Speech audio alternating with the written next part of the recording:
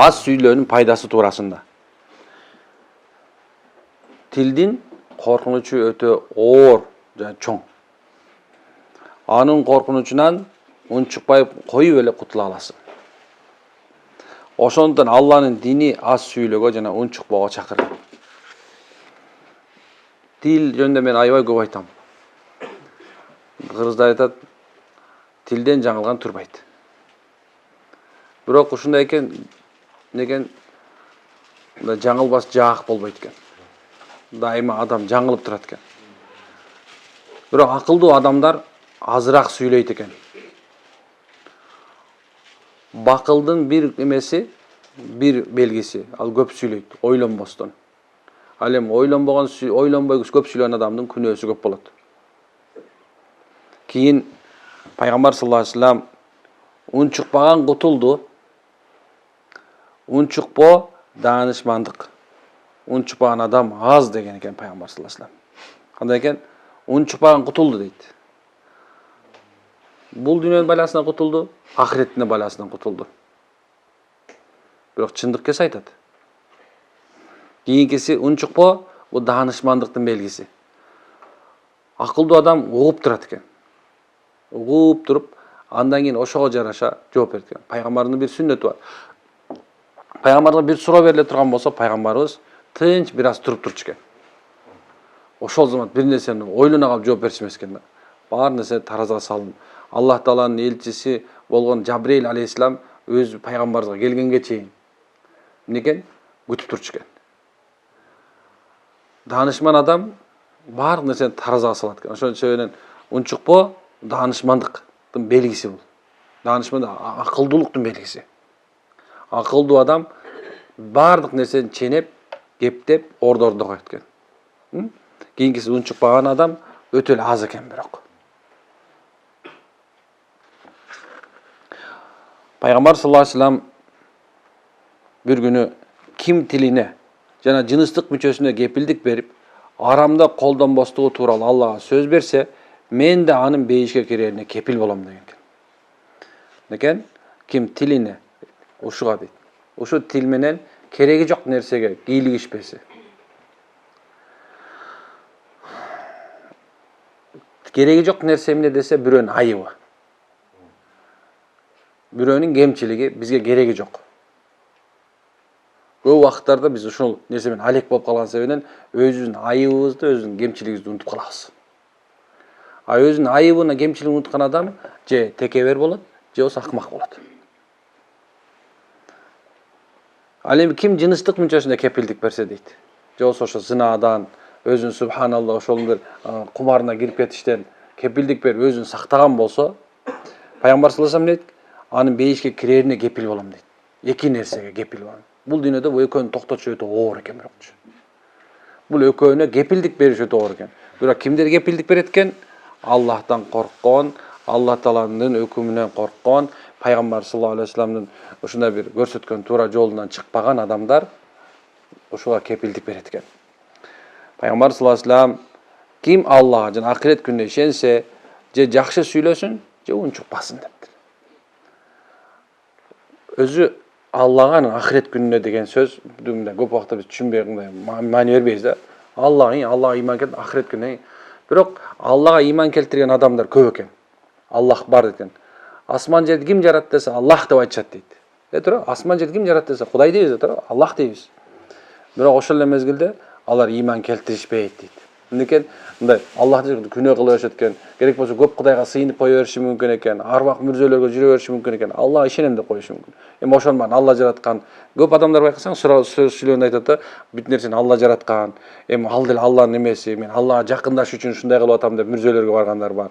Көз ачыктарга барып, субханалла, бул себеп кылыс деп атам, деп баягы ортого менен коюп алып ушундай нерселер көп аябай. Бирок акырет күнүнө ишенген гана адам ошол акыретте тирилип, өлүп кайра тирилерине ишенген адам гана күнөөдөн өзүн тыят экен. Эми Пайгамбар ким Аллага жана акырет күнүнө ыйман келтирген болсо, жакшы сүйлөсүн. Жакшы сөзгө бардык нерсе. Амали солих билесиңер, Асыр сүрөсүндө Алла Таала 4 нерсени кылган адамдар хусурда болбойт дейт. Утулбайт. же болбосо эртеңки күндө капа болбойт, алар ушундай бир жаманчылыкка туш болбойт дейт. Кимдер десе, алар биринчи иман келтиргендер, андан кийинкиси кимдер?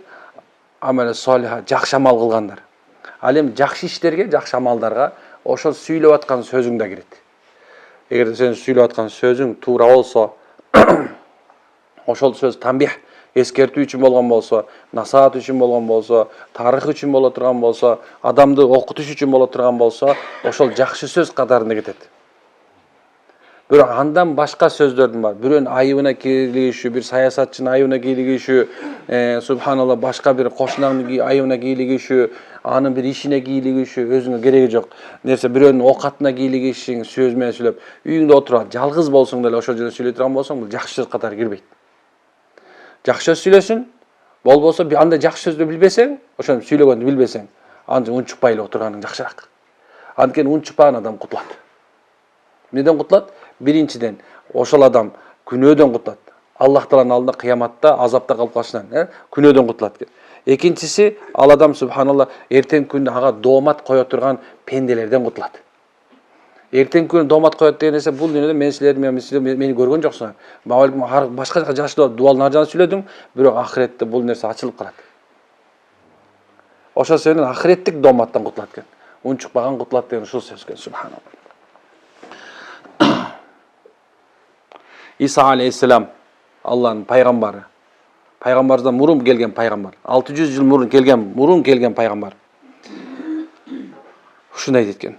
Бизге аны менен бейишке кире турган ишти көрсөтчү деп сурашкан экен. Бая рахиптери, жанында жүргөн адамдары, жанында эрип жүргөн окуучулары. Бизге эмне дейт? Бизге аны менен бейишке киргенге көрө турган көрсөтчү. Дегенде эч сүйлөбөгүлө деди. Тилиңерди ушунча тыйганды үйрөнгүлө. Тилиңерди кээ бир биз мындай чоркок деп коебуз, нерсе тили чоркок, сүйлөй албайт, мокок, эч нерсе эмете албайт, унчукпайт, күлүп коет деген адамдар ошолор кутулду.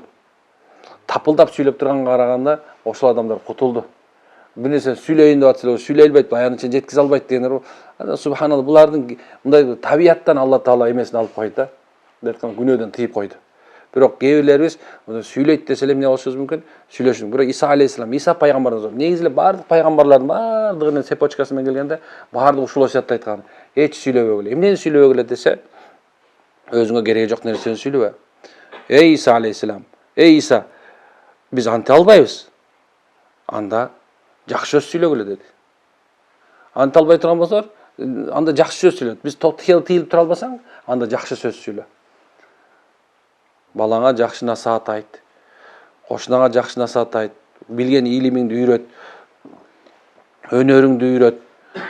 Мисалы уста болсоң устачылыгыңды үйрөт. Момунду мыккагат, мындай тракторист болсоң трактористин жакшылап үйрөт. Жерди жакшы билесең жерди момунту үйрөт. Аябай өзүң илимди.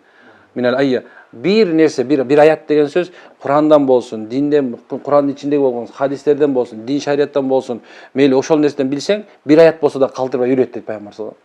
Ошондой эле бир адам өзүнө бир эмгектениш үчүн бир устат деп коет го жанагындай бир эмгек ишинде деле мисалы мындай уста болсун мисалы алса. Мейли жанагындай кайсы бир кесип небесе болсо, ошол бирөөнүн жанына ээрчитип алып, ошону үйрөтө турган болсо, ошол адамга бир адам чыйыр жол көрсөткөн себебинен ошол адамдагы ошо сүйлөп атканы шарият болуп эсептелет. Ошону сүйлөп үйрөтүп аткандагысы ошонуку бул жакшы сөз болуп эсептелет. Ошону кээ бирде урушуп коюп жана кээ бирде сөгүп коет го. Депчи. Ошонусу деле жакшы боло берет. Эмне үчүн ал ошону үйрөтүш үчүн болот да. Бирок ошол өзүңдүн привычный сөздөрүң сүйлөп тиги привычка болуп калбасын, аны аялын сөгүп жүрбөсүн. Субханалла, аны айтып түшүндүрүп коюш керек. Бул жумушта ушундай болот. Бирок момундай жерде момундай болуш керек. Кой. Тракторист болсок да эмне, карамайга чыланып жүрсөк деле эмне, бизде адеп болбош керек бекен. Бизде адептүү болушубуз керек. Сүйлөсөң, мисалы иштетип аткан болсоң, ошол адамга сүйлөп аткан мезгилинде чындыкты айткын. Менде момунча киши очередте турат. Сен могунча очередке турдуңуз, анан мен боякты бүткөндөн кийин анан сизге барайын. Анан барам дебе да. Макулдун башы оорубайт дебе. Макулдун башы оорубайт деп айтпаган. Субхана. Соодагер болсоң, сооданын чынчылдыгын айтуу.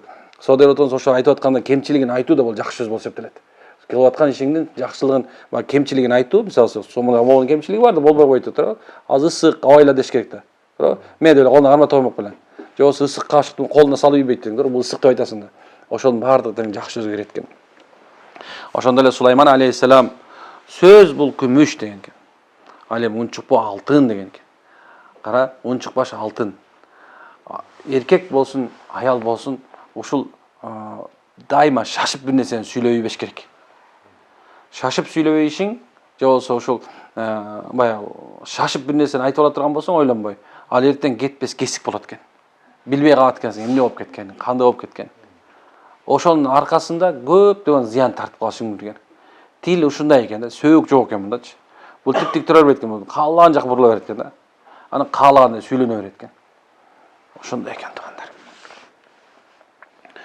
Hazreti Abu Bakr radhiyallahu anhu ушул өзүнүн тилине ушундай алат экен, дейт, ушул дейт, ушул.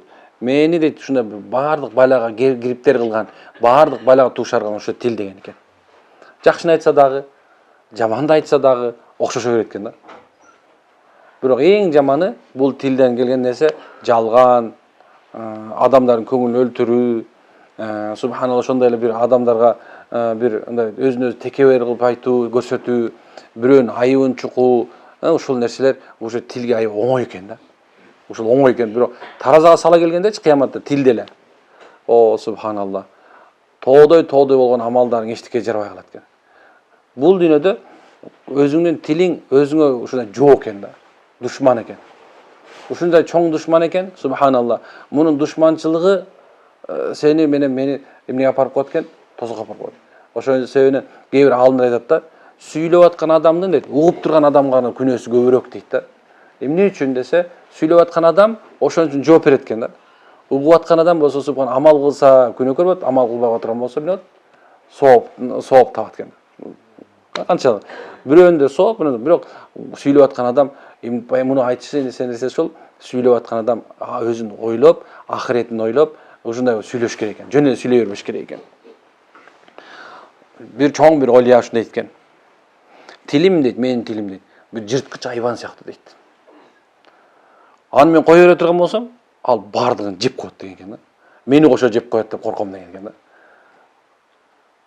Жырткыч айбан сыяктуу экен тил.